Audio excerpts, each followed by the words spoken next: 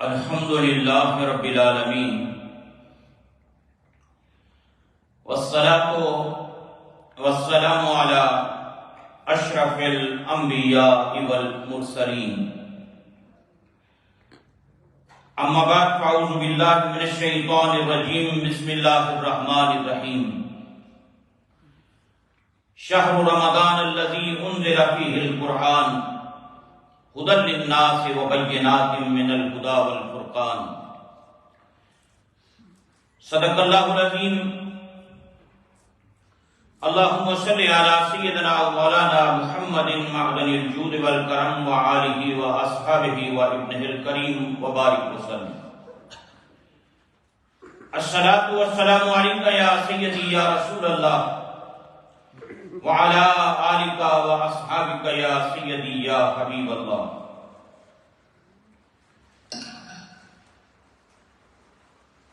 اللہ رب العزت کی توفیق اور اس کی عنایت سے جمعۃ المبارک کے اس بابرکت دن ہم اپنے خالق و مالک کی بارگاہ میں حاضر ہیں. دعا کیجیے اللہ رب العزت اپنے محبوب کریم علیہ السلام کا صدقہ اس حاضری کو قبول فرمائے اور زندگی کے آخری سانس تک اپنی چوکھٹ پر سر جھکانے کی سجدہ ریزی کی توفیق عطا فرمائے. حضرات، یہ شعبان المعظم کا رحمتوں برکتوں والا مبارک مہینہ ہے. عزت اور شرف اللہ نے اس مبارک مہینے کو عطا فرمائی اور اس کے بعد رمضان المبارک کی آمد ہے اور انتہائی فضیلت، شان اور عظمت کا حامل مبارک مہینہ وہ ہم پر اللہ رب العزت کے فضل و کرم سے سایہ فگن ہونے والا ہے. اسی مناسبت سے آج نبی پاک صلی اللہ علیہ وسلم کی سیرت کے جو روشن پہلو ہیں رمضان المبارک کے حوالے سے، اس کے بارے میں اور بالخصوص آقا کریم صلی اللہ علیہ وسلم کے معمولات مبارک کے حوالے سے ہم گفتگو شروع کر رہے ہیں، تاکہ جو یہ آنے والا مبارک مہینہ ہے اس میں ابھی سے ہم تیاری کریں اور ذہن بنائیں اور اپنا رمضان اس طرح گزارنے کی کوشش کریں جس طرح میرے اور آپ کے آقا و مولا جناب محمد رسول اللہ صلی اللہ علیہ وسلم رمضان گزارا کرتے تھے. حضرات، حضور کریم صلی اللہ علیہ وسلم نے جب مکہ شریف سے مدینہ منورہ کی جانب ہجرت فرمائی تو ہجرت مدینہ کے بعد سب سے پہلے جو دو چیزیں نبی پاک علیہ السلام کے صدقے امت کو عطا ہوئی ان میں ایک رمضان کے روزے ہیں اور دوسرا بیت اللہ کا قبلہ ہونا ہے.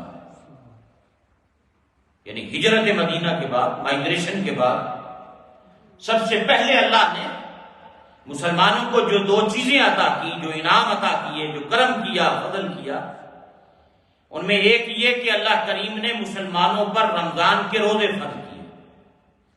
2 ہجری 2 شعبان، یہ جو شعبان المعظم کا مہینہ ہے، یعنی ہجرت کا دوسرا سال اور اس ماہ مبارک کی 2 تاریخ مسلمانوں پہ روزے فرض کیے گئے. قرآن حکیم نے جس کا ذکر فرمایا یا ایھا الذین آمنوا کتب علیکم الصیام کما کتب علی الذین من قبلکم لعلکم تتقون. تو یہ 2 ہجری 2 شعبان کو سب سے پہلے مائگریشن کے بعد نبی پاک صلی اللہ علیہ وسلم کو اللہ کریم نے یہ رمضان کے روزے عطا فرمائے. اور دوسرا انعام کیا ہوا؟ دوسری کون سی چیز عطا ہوئی کہ اس سے پہلے مسلمان بیت المقدس کی جانب منہ کر کے نماز پڑھتے تھے. اللہ نے کعبہ کو مسلمانوں کا قبلہ بنا. تو ہجرت کے بعد 2 چیزیں نبی پاک صلی اللہ علیہ وسلم کو عطا ہوئی، رمضان کے روزے اور پھر کعبہ شریف کو اللہ نے ہمارے لیے قبلہ بنا دیا. اللہ اکبر۔ نبی پاک علیہ السلام کی جو حیات ظاہری ہے اس دنیا کے اندر، جو 63 برس 63 ایئرس جو آقا کریم علیہ السلام نے اس میں گزارے ہیں، تقریباً 9 مرتبہ رمضان آیا ہجرت کے بعد جب روزے فرض ہوئے، 9 مرتبہ، اور ان 9 مرتبہ میں سے اکثر 29 کا رمضان آیا۔ نبی پاک صلی اللہ علیہ وسلم نے اس مبارک مہینے کے آپ نے روزے رکھے۔ ایک جو بات آپ حضرات کی خدمت میں عرض کرنی ہے وہ کہ حضور کریم علیہ السلام اس مبارک مہینے سے محبت فرماتے تھے اور اس کو پانے کے لیے اللہ کی بارگاہ میں دعا فرمایا تھا۔ یہ آپ کا معمول تھا، یہ نبی پاک صلی اللہ علیہ وسلم کا یہ طریق تھا، یہ آپ کا مبارک عمل تھا کہ آپ اس مبارک مہینے کو پانے کے لیے اللہ کی بارگاہ میں دعائیں کرتے۔ اب آپ اندازہ فرمائیں نا کہ جس مہینے کو حاصل کرنے کے لیے کہ وہ نصیب ہو جائے، وہ ہمیں مل جائے، حضور دعا فرما رہے ہیں اللہ کی بارگاہ میں، اس مہینے کی عظمت و عالم کیا ہو۔ جس طرح ربیع الاول شریف ہے نا، رجوع الی الرسول کا مہینہ ہے، بندوں کی توجہات کا مرکز نبی پاک صلی اللہ علیہ وسلم کی ذات ہوتی ہے، حضور کی طرف متوجہ ہوتے ہیں لوگ، نبی پاک علیہ السلام کی ذات سے اپنا محبت، عشق اور پیار کا رشتہ مضبوط کرتے ہیں۔ اسی طرح جو رمضان ہے یہ رجوع الی القرآن کا مہینہ ہے، اس میں بندوں کا تعلق قرآن کے ساتھ، کیونکہ یہ نزول قرآن کا مہینہ ہے، یہ رب کی رحمتوں کے چھما چھم برسنے کا مہینہ ہے، یہ جو مہینہ اب اگلا آنے والا ہے۔ تو حضور کریم علیہ السلام کے جو معمولات ہیں، جو سرکار کے مبارک طریقے ہیں، ان میں سب سے پہلی بات کہ میرے آقا ہمیشہ دعا فرماتے تھے اللہ کی بارگاہ میں اس مبارک مہینے کو پانے کے لیے، اللہم بارک لنا فی رجب و شعبان، اللہم بارک لنا فی رجب و شعبان وبلغنا رمضان، اے اللہ ہمیں رجب اور شعبان میں برکتیں عطا فرما اور ہمیں رمضان نصیب فرما، ہمیں رمضان عطا فرما، اے اللہ رمضان کا مہینہ ہمیں زندگی میں پھر نصیب فرما۔ یہ نبی پاک علیہ السلام دعائیں فرمایا کرتے تھے، اللہ اکبر۔ اور مسند امام احمد بن حنبل کی جو روایت ہے نا، اس روایت میں الفاظ ہیں وہ بارک لنا فی رمضان، یعنی یہ روایت جو پہلی میں نے ابھی آپ کے سامنے پڑھی ہے مسند بزاز کی اور امام موجم طبرانی کی، اس کے اندر اللہم بارک لنا فی رجب و شعبان وبلغنا رمضان، اے اللہ رجب اور شعبان میں برکتیں عطا فرما اور رمضان نصیب فرما۔ اور مسند امام احمد حنبل کی روایت جو ہے مسند احمد میں، اس میں اللہم بارک لنا، اے اللہ ہمیں رمضان میں بھی برکتیں عطا، رجب میں بھی برکتیں عطا، شعبان میں بھی برکتیں عطا، رمضان میں بھی برکتیں عطا۔ یہ حضور کریم صلی اللہ علیہ وسلم کا مبارک طریقہ تھا۔ اور اسی حدیث پاک کے تحت امام ابن رجب حنبلی رحمۃ اللہ تعالی علیہ آپ نے اس کی شرح کے اندر یہ بات لکھی، وہ فرماتے ہیں کہ اس سے پتہ چلا کہ بندے کو نیک اوقات کے حصول کے لیے رب کی بارگاہ میں دعا کرنی چاہیے کہ اللہ مجھے نیک گھڑیاں عطا فرما تاکہ میں ان گھڑیوں میں، ان راتوں میں، ان لمحات میں تیری عبادت کر کے، تیرا ذکر کر کے میں تیرا قرب حاصل کر سکوں۔ کیونکہ یہ جو راتیں ہیں نا، یہ جو ایام ہیں، یہ جو برکتوں والے دن ہیں، ان دنوں میں کیونکہ خاص راتیں ہوتی ہیں، رب کی رحمت برس رہی ہوتی ہے، اور جب ان راتوں میں بندہ اللہ کی عبادت کرتا ہے تو رب کریم اس عبادت کے بدلے اس بندے کو اپنا قرب عطا فرماتا ہے، اللہ کا قرب نصیب ہوتا ہے، وہ بندہ رب کے قریب ہوتا ہے۔ تو انسان کو ہمیشہ نیک اوقات، اچھی گھڑیاں، قبولیت والے لمحات، قبولیت والی گھڑیاں، ان کو حاصل کرنے کے لیے رب کی بارگاہ میں دعا کرنی چاہیے کہ اللہ اے وقت میں عطا فرما، اے اللہ مجھے وہ گھڑیاں عطا فرما جن میں تو دعاؤں کو قبول کرتا ہے، مجھے وہ گھڑیاں، وہ دن عطا کر جس میں تیرا قرب بندوں کو نصیب ہوتا ہے۔ تو انسان کو ہمیشہ امام ابن رجب حنبلی رحمۃ اللہ تعالی علیہ فرماتے ہیں کہ نیک اوقات پانے کے لیے دعا کرنی چاہیے تاکہ وہ اس میں نیک عمل کر کے اپنے رب کا قرب حاصل کر سکے۔ اور یہی وجہ ہے کہ صحابہ کرام، تابعین اور تبع تابعین، یہ جو جتنے لوگ ہیں، آپ ان کی زندگیاں پڑھیں، یہ حدیث پاک جب ان لوگوں نے پڑھی تو ان کا یہ معمول تھا کہ رمضان سے 6 مہینے پہلے یہ رمضان کو پانے کی دعائیں شروع کر دیتے ہیں۔ 6 مہینے پہلے، رمضان ابھی آیا نہیں، 6 مہینے پہلے ہی دعائیں شروع کر دی اللہ کی بارگاہ میں، اے رب کریم ہمیں رمضان عطا فرما، اے اللہ یہ برکتوں والا مہینہ عطا فرما۔ اور جب رمضان گزر جاتا پھر 6 مہینے تک اس کی قبولیت کی دعائیں کرتے رہتے کہ یہ جو تو نے برکتوں والا مہینہ عطا کیا تھا، تیری توفیق سے میں نے اس میں جو نیکیاں کی ہیں اللہ ان نیکیوں کو قبول کر لے۔ تو یہ حضور کریم صلی اللہ علیہ وسلم کا یہ مبارک معمول ہے، اللہ اکبر، کہ آپ صلی اللہ علیہ وسلم اس مہینے کو پانے کے لیے اللہ رب العزت کی بارگاہ میں دعا جو تھی وہ فرمایا کرتے تھے۔ اور پھر یہ مہینہ جو ہے نا شعبان کا، اس اعتبار سے بھی ہے کہ یہ جو آیت درود ہے نا، ان اللہ و ملائکتہ یصلون علی النبی، یہ آیت درود کہ جس میں اللہ کریم نے مومنوں کو حکم دیا ہے، اور رب نے یہ بتایا، خبر یہ دی کہ رب بھی اور اس کے فرشتے بھی نبی کی ذات پر درود و سلام بھیجتے ہیں۔ اے ایمان والو، یا ایھا الذین آمنوا صلوا علیہ وسلموا تسلیما، اے ایمان والو تم بھی میرے حبیب کی ذات پر درود بھیجو اور کثرت سے سلام بھیجو، وسلموا تسلیما، کثرت کے ساتھ سلام بھیجو نبی پاک علیہ السلام کی ذات پر۔ تو یہ جو آیت ہے آیت درود، یہ آیت درود بھی اسی مبارک مہینے میں نازل ہوئی، شعبان المعظم۔ آیت درود کا مہینہ بھی اسے کہتے ہیں، شعبان المعظم، کہ اللہ کریم نے جو حکم دیا ہے۔ اور پھر ویسے بھی ایک اور چیز بھی میں آپ حضرات کی خدمت میں عرض کروں، ہمارے ہاں عام طور پہ ختم جب پڑھتے ہیں تو آخر میں ختم کے اختتام پر یہ آیت درود ہم پڑھتے ہیں۔ جب ختم شریف پڑھا جاتا ہے تو یہ آیت پڑھی جاتی ہے، یا اس کے علاوہ بھی یہ آیت پڑھی جاتی ہے، مختلف بیانات سے پہلے یا مختلف اوقات کے اندر یہ آیت علماء پڑھتے ہیں۔ تو جب یہ آیت کریمہ ختم ہوتی ہے پڑھنے کے بعد، ہر بندہ مومن کو چاہیے وہ بلند آواز سے نبی پاک صلی اللہ علیہ وسلم کی ذات پہ درود و سلام پڑھے۔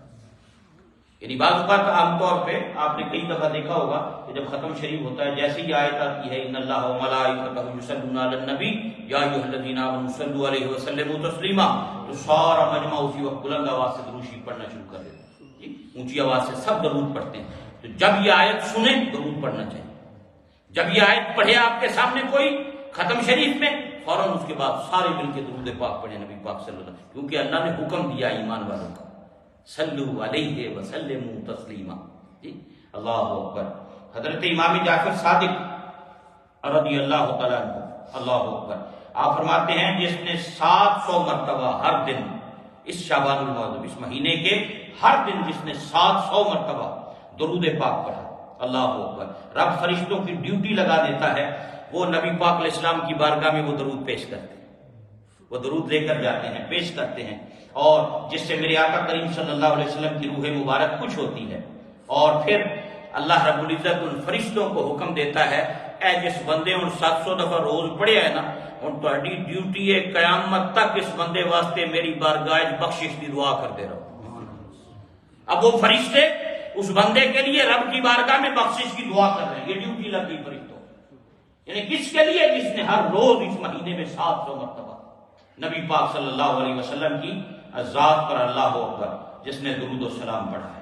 تو حضرات، میرے آقا کریم علیہ السلام کی جو مبارک معمولات ہیں اس ماہ مبارک کے حوالے سے، اس میں پہلی بات کہ آپ اس مہینے کو پانے کی دعا فرمایا کرتے تھے۔ بندہ مومن کو خوش ہونا چاہیے، وہ دے اندر طبیعت دے وچ خوشی آنی چاہیے کہ الحمدللہ اے اللہ دا کرم ہے، ایک دفعہ پھر رمضان آ رہا ہے، اللہ مینوں صحت دیں، تندرستی دینا، سلامتی دینا، مجھے بیماری نہ دینا کوئی، تاکہ میں رمضان میں دل کھول کر تیری عبادت کروں۔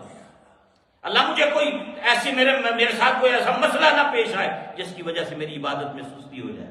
میں تجھ سے سوال کرتا ہوں، تو مہربانی کر مجھے صحت اور سلامتی کے ساتھ رمضان عطا فرما، تاکہ میں تیری عبادت کر سکوں، میں راتوں کو جاگ سکوں، میں تراویح پڑھ سکوں، میں دن میں قرآن پڑھ سکوں، میں دن میں روزہ رکھ سکوں۔ بندے کو اللہ کی بارگاہ میں یہ دعائیں کرنی چاہیے، نبی پاک صلی اللہ علیہ وسلم کے یہ معمولات مبارک میں سے، اللہ اکبر۔ تو دوسرا جو مبارک عمل میرے آقا کریم صلی اللہ علیہ وسلم کا ہے وہ یہ ہے کہ جب رمضان شریف آتا تو اس ماہ مبارک میں کثرت سے حضور کریم علیہ السلام تلاوت قرآن فرماتے۔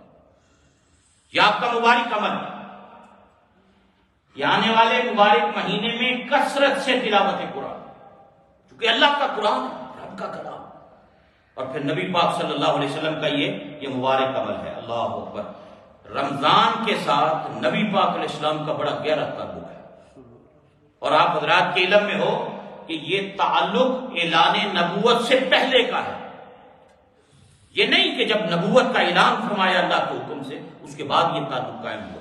کیونکہ دیکھیں نا، رمضان کے روزے تو فرض ہوئے ہجرت مدینہ کے بعد، 2 ہجری میں جا کے روزے فرض ہوئے.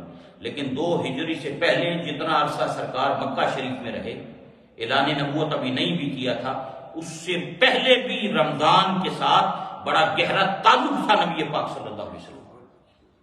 آپ نے علماء سے بارہا یہ سنا ہوگا. ام المومنین سیدہ طیبہ طاہرہ سیدہ عائشہ صدیقہ رضی اللہ تعالیٰ عنہ، ام المومنین سیدہ خدیجہ الکبریٰ رضی اللہ تعالیٰ، آپ بیان فرماتی ہیں کہ نبی پاک علیہ السلام 1 مہینہ سال میں غار حرا میں گزارا کرتے تھے. ہر سال کا یہ عمل آپ کا کہ ہر سال 1 مہینہ اپنے پورے سال میں سے حضور غار حرا میں جا کر عبادت میں گزارا کرتے تھے. ابھی اعلان نبوت نہیں ہوا تھا، ابھی سرکار نے اعلان نہیں کیا کہ میں اللہ کا رسول ہوں، نہیں، ابھی دنیا کو کوئی پتہ نہیں. لیکن اس سے پہلے نبی پاک صلی اللہ علیہ وسلم، اور وہ مبارک مہینہ کون سا تھا؟ وہ مبارک مہینہ یہی رمضان کا تھا.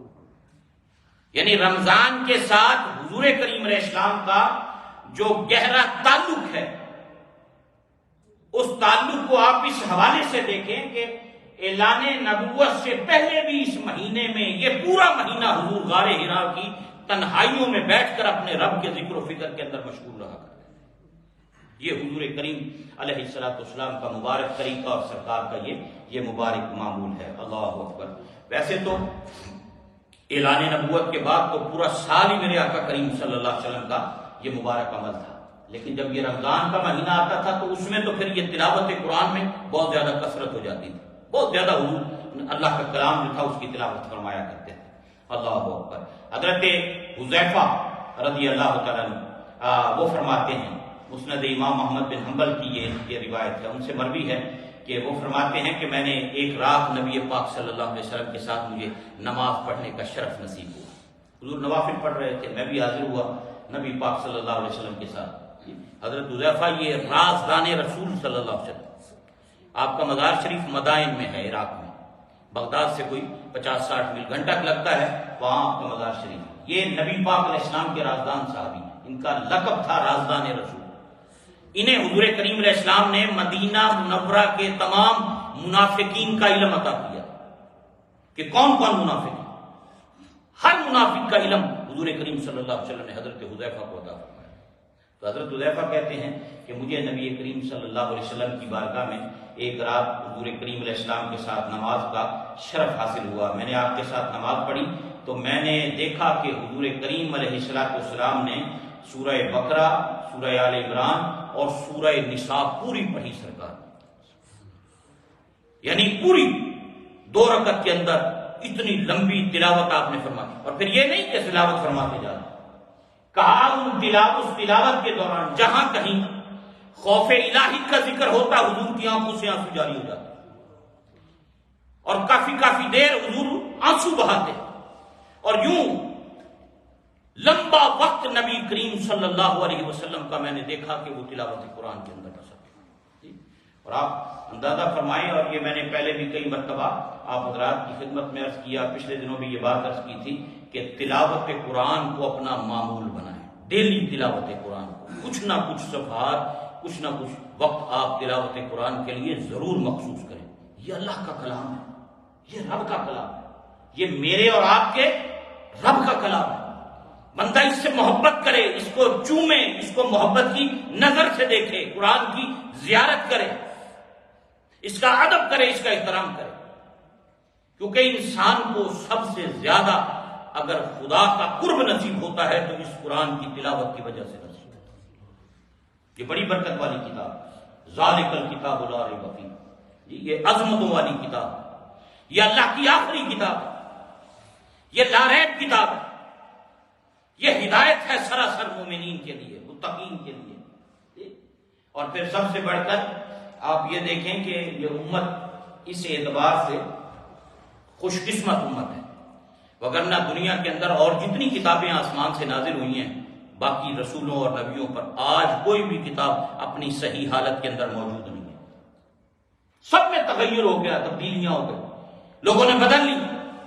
لیکن یہ واحد روئے زمین پر اللہ کی وہ کتاب ہے کہ جس طرح یہ کتاب نازل ہوئی چیز رسول کائنات صلی اللہ علیہ وسلم کے سینے پر، آپ کے قلب اطہر پر، آج اسی طرح بعین ہی یہ اسی حالت کے اندر امت کے پاس محفوظ ہے. اس میں کوئی زیر و زبر کا فرق نہیں. یعنی یہ معجزہ اور اعجاز ہے قرآن کا، یہ امتیاز ہے قرآن کا، یہ شان ہے قرآن کی.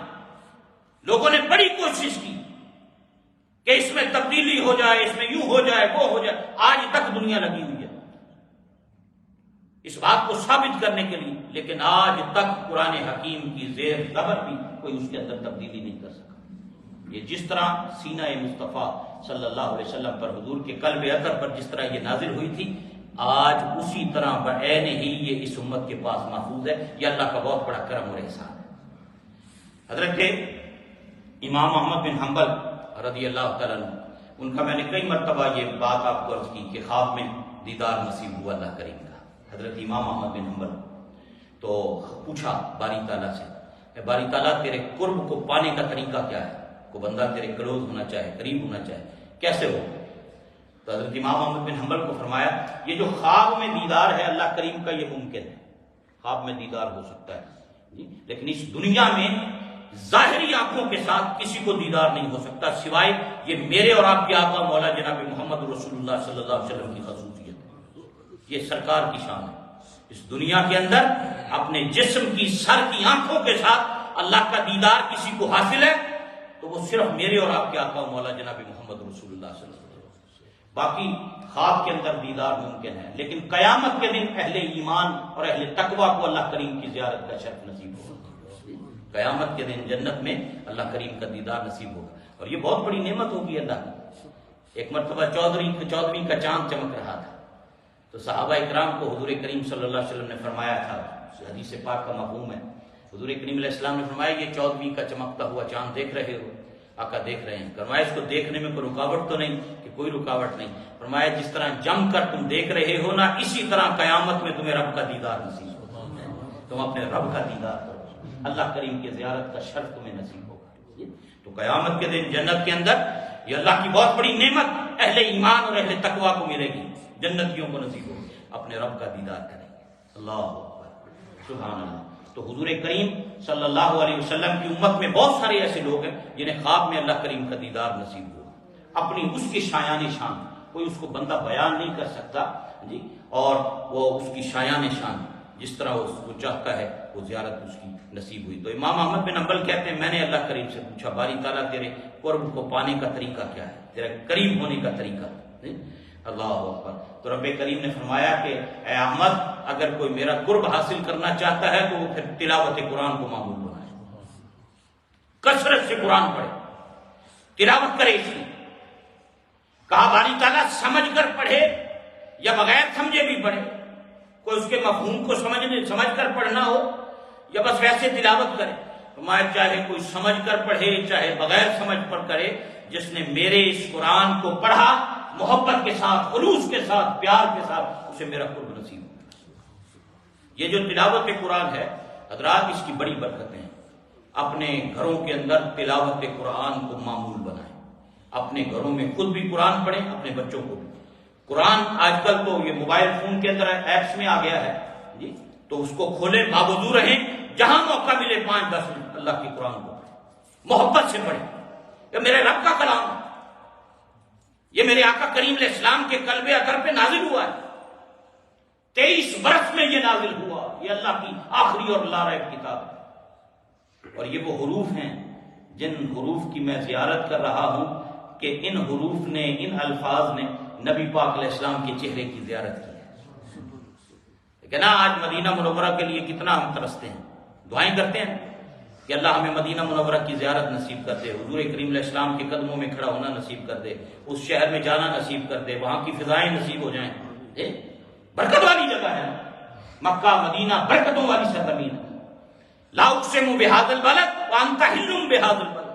اس شہر کی قسمیں کھائیں اللہ کریم، مجھے اس شہر کی قسم محبوب، کیوں؟ تو اس میں چلتا ہے. میں اس لیے قسم اٹھاتا ہوں کہ تو اس میں رہتا ہے، تو اس کی گلیوں میں چلتا ہے، حضور کے قدم لگے ہیں۔ اللہ اکبر۔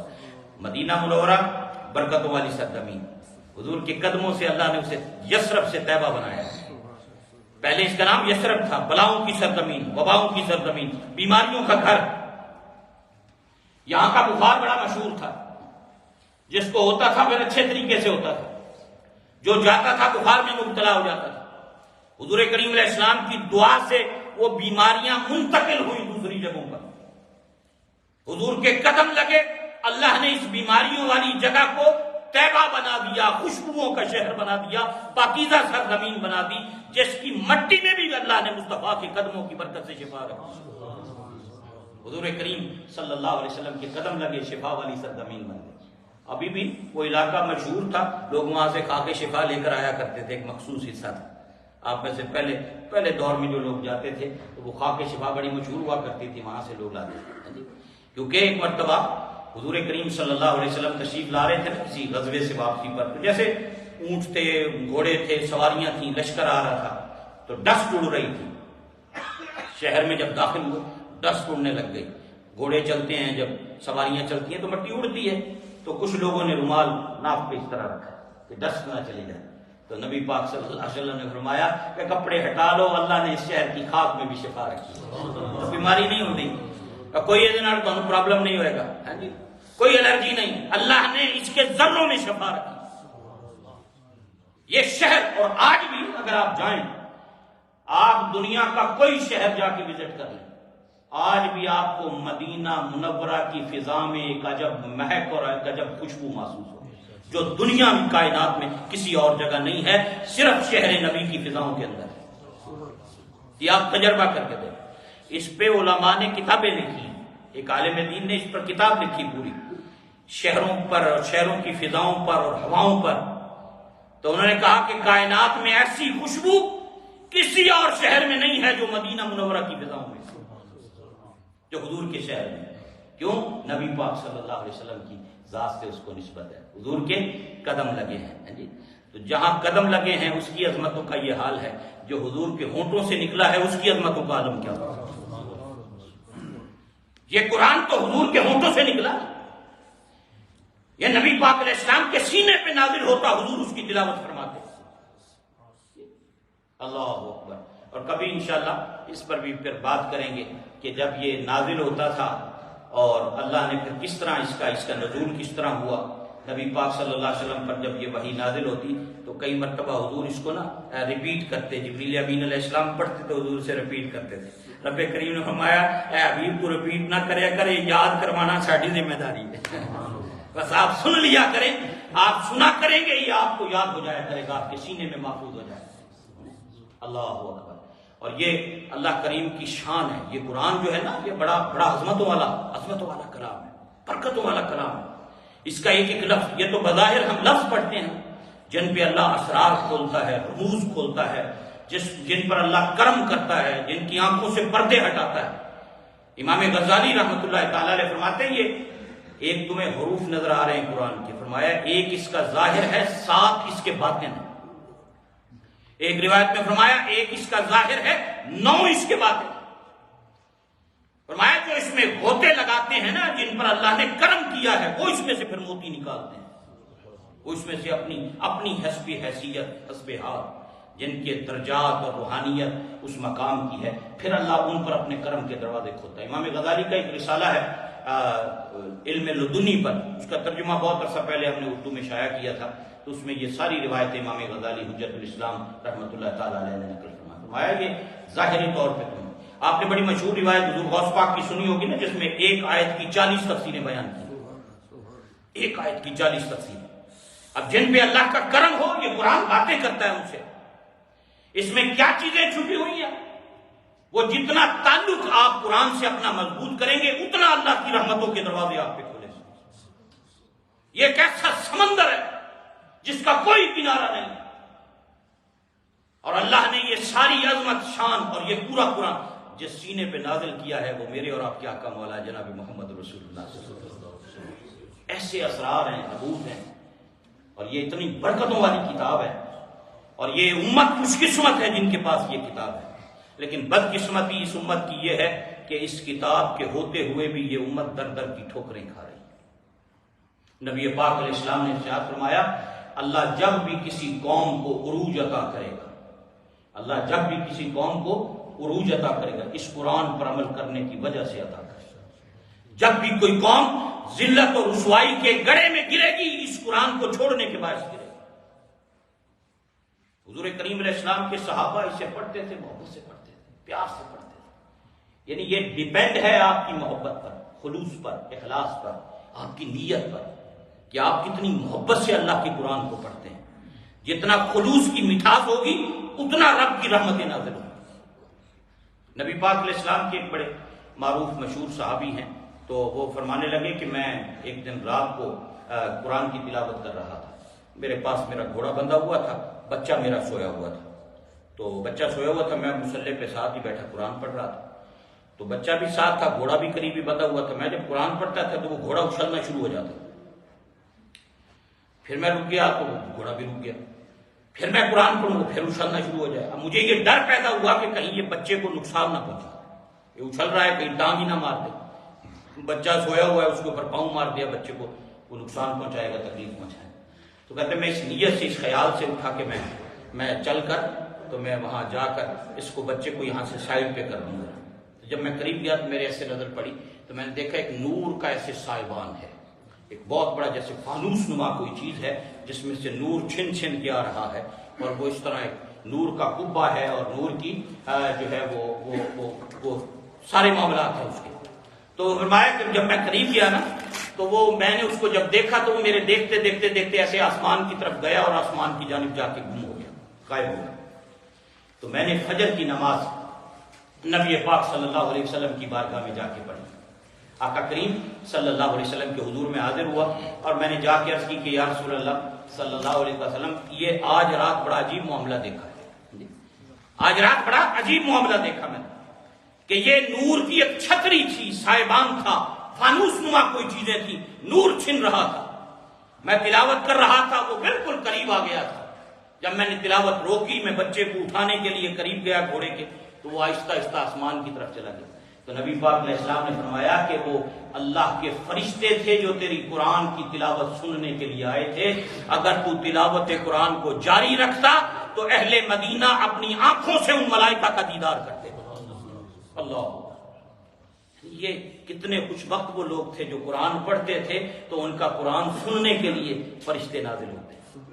اور پھر حضرات میں نے ایک بات ختم کرتے ہیں اسی پر کہ پہلے بھی عرض کی تھی، یہ سورہ اخلاص کی تفسیر میں نبی پاک صلی اللہ علیہ وسلم کے حضرت ابو ذر، یعنی آپ جو قرآن پڑھتے ہیں نا، تلاوت کرتے ہیں، درود شریف پڑھتے ہیں، آپ کا بظاہر آپ کا عمل ہے، ہر بندے کا پرسنل عمل ہے، لیکن جب آپ خلوص کے ساتھ کوئی عمل کرتے ہیں تو صرف یہی نہیں، آسمان کی دنیا میں بھی اس بندے کا چرچا ہوتا ہے جو اللہ کی قرآن کو پڑھتا ہے، نوری مخلوق جانتی ہے، اس بندے کو پہچانتی ہے۔ حضرت ابو ذر رضی اللہ تعالیٰ عنہ جلیل القدر صحابی تو آ رہے تھے سامنے سے، حضرت جبریل امین علیہ السلام اس وقت سرکار کے پاس بیٹھے ہوئے تھے۔ اب جبریل آتے تھے، حضور سے کلام کرتے تھے، نظر نہیں آتے تھے باقی لوگوں کو، تو سرکار تشریف فرما تھے تو وہ سامنے سے آ رہے تھے۔ جبریل امین کہنے لگے اے ابو ذر آ رہے ہیں نا؟ نبی پاک علیہ السلام نے فرمایا ہاں یہ ابو ذر آ رہے ہیں۔ حضور نے پوچھا جبریل تم جانتے ہو ابو ذر کو؟ کہ تم تو فرشتے ہو نا، آسمانوں پہ رہتے ہو، سدرۃ المنتہا پہ رہتے ہو، یہ زمین پہ رہنے والا ابو ذر۔ کہ حضور اے دنیا ایڈا مشہور نہیں جنہ آسمان ہے مشہور ہے، یہ دنیا میں اتنا انٹروڈیوس نہیں ہے، دنیا اتنی نہیں جانتی اس کو اتنا یہ نوری مخلوق میں مشہور ہے۔ نبی پاک علیہ السلام نے پوچھا وہاں کیوں مشہور ہے؟ کہا 2 وجہوں سے مشہور ہے، وجہ بھی بتائیں۔ فرمایا ایک اس وجہ سے مشہور ہے کہ یہ تواضع اور انکساری کا پیکر ہے، اپنے دل میں اپنے آپ کو سب سے کم تر سمجھتا ہے، باقی ہر کسی کو بہتر اور افضل والا سمجھتا ہے۔ ایک تو یہ خصوصیت ہے اس کی، تے دوجا یہ خصوصیت ہے کثرت نال سورہ اخلاص پڑھنا ہے۔ اب یہ کون بتا رہا ہے؟ جبریل امین علیہ السلام بتا رہے ہیں۔ بندہ زمین پہ پڑھتا ہے، چرچے آسمانوں میں ہو رہے ہیں، بتا جبریل رہے۔ حضرات جو اللہ کے قرآن کو محبت سے پڑھتا ہے، شوق سے پڑھتا ہے، اور وہ کیوں پڑھتے تھے کہ یہ رب کی توحید کا ترانہ ہے، میرے اللہ کی توحید بیان ہوئی ہے سورہ اخلاص میں۔ تو تو جو قرآن کو جتنی محبت خلوص پیار کے ساتھ پڑھتا ہے اللہ اتنا اپنی رحمتوں کے دروازے کشادہ کرتا ہے، اور جتنا کوئی اس میں آگے بڑھتا ہے غوطے لگاتا ہے اتنا اللہ کے کرم فضل رحمت اس پہ ہوتے چلے جاتے ہیں۔ تو یہ جو مبارک مہینہ آ رہا ہے، یہ مبارک مہینہ گزر رہا ہے، ابھی سے کثرت سے تلاوت قرآن کو اپنا معمول بنائیں، رمضان کو پانے کی دعا اپنی ہر دعا میں شامل کریں، نبی پاک علیہ السلام کے طریقے کے مطابق ان مبارک ایام میں زندگی گزارنے کا آغاز فرمائیں۔ اللہ تعالیٰ ہمارا قرآن کے ساتھ تعلق مضبوط فرما دے، اللہ قرآن کے انوار فیوز و برکات سے ہمارے سینوں کو روشن فرما دے، اللہ قرآن حکیم کے فیضان سے ہم سب کو مالا مال فرما دے، اور جو ہمارا کمزور تعلق ہے قرآن کے ساتھ اللہ کریم سے مضبوط فرمائے۔ وما علینا الا البلاغ المبین۔ حضرات، یہ